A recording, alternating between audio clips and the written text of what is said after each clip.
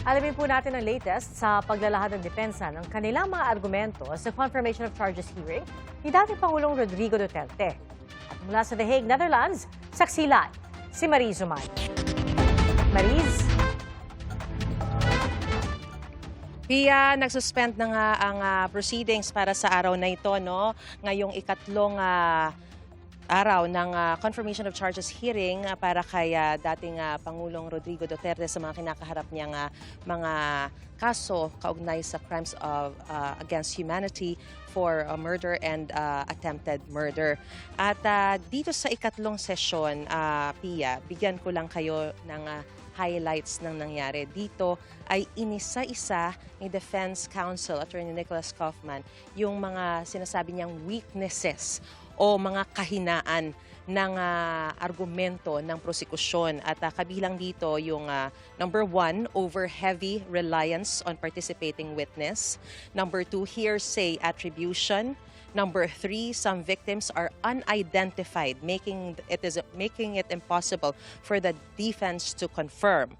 Number 4, documentary records contradicted by a single prosecution witness. Number 5, conflicting witness. Yung mga sinasabi raw ng mga witness ay nag-contradict sa isa't isa o di kaya ay kinokontradict o kinokontra yung sarili nilang mga pahayag. And then number 6, repeated absence of any evidence to link the hitman to our client.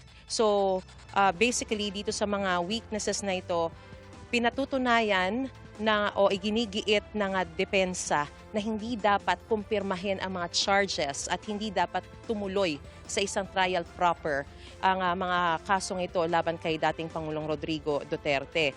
At binanggit din na Pia, for example, dun sa ilang mga incidents, nagbigay ng mga example itong si Attorney Nicholas Kaufman kung saan lumalabas na hearsay lamang yung mga sinasabi ng mga witness. Dahil isa na sa mga examples na ito, ang sinabi raw ng isang witness na may code na P26. Let me just explain, Pia, na kaya may mga codes yung mga witness dahil hindi mo pwedeng pangalanan for their security. So P26, tong witness na ito, ay hindi raw siya nag-claim ng direct personal knowledge na si dating Pangulong Rodrigo Duterte mismo ang nag-utos sa kanya na pumatay. Ang sinasabi niya, meron daw third party na tumawag sa kanya para iutos yung pagpatay. Pero itong third party na ito ay patay na rin. So hindi raw ito maaaring makorroborate o makumpirma ng korte o ng kahit ng depensa unless buhayin daw itong patay na ito. So hearsay. So marami raw mga sinasabing ang mga witnesses na to na pure hearsay or unadulterated hearsay and hindi pwedeng magtuloy ang kaso kung mga conjectures lang or mga hearsay lamang ang mga basehan.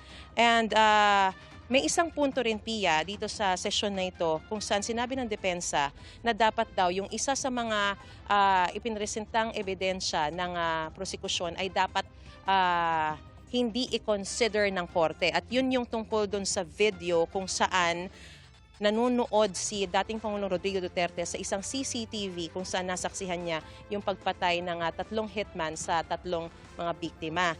Ang sinasabi rito ng depensa, the prosecution has outed o kumbaga naibunyag yung identity ng taong nag-ooperate ng CCTV na ito and has exposed him to danger. So dapat ay this video cannot be used as evidence according to the defense. At Pia, sa panghuli, bago magtapos itong session na ito, sa session na ito, tinapos lahat ng mga argumento sa count 1 lamang. So bukas na magpapatuloy yung para sa counts 2 and 3. No? Pero bago lang nagtapos, actually i-adjourn na dapat, pero nag-request yung prosecution na makausap ulit ang pretrial chamber together with defense, pero ito ay nangyari ulit sa isang closed session. At posible na kaya ito isinagawa sa isang private o closed session ay dahil may mga nababanggit di umano ang depensa na mga pangalan ng witness or victims na hindi dapat banggitin in open session dahil ito ay maaaring makalagay sa peligro sa mga o sa security ng mga taong binanggit ng depensa. So, yan muna ang latest na sitwasyon. Bukas, magpapatuloy ang huling araw na ng confirmation of charges hearing. At dito, Pia, sa huling araw ng confirmation of charges hearing, ay may 30 minutes pa para magpresenta ang depensa ng kanilang mga merits o argumento bago naman magkakaroon ng closing statement ang prosekusyon, ang counsel for victims at ang depensa bago tuluyang mag-adjourn o matapos ang confirmation of charges hearing. At pagkatapos nito ay hihintayin ang 60 araw bago makapagdesisyon ng korte kung ito nga bang mga charges na ito laban sa dating Pangulo ay tutuloy sa isang trial proper o hindi. So, Pia, yan muna ang pinakasariwang sitwasyon mula pa rin dito sa Media Center ng International Criminal Court. Para sa GMA Integrated News, ako si Mariz Umali ang inyong saksi. Mga kapuso, maging una sa saksi. Mag-subscribe sa GMA Integrated News sa YouTube para sa iba't ibang balita.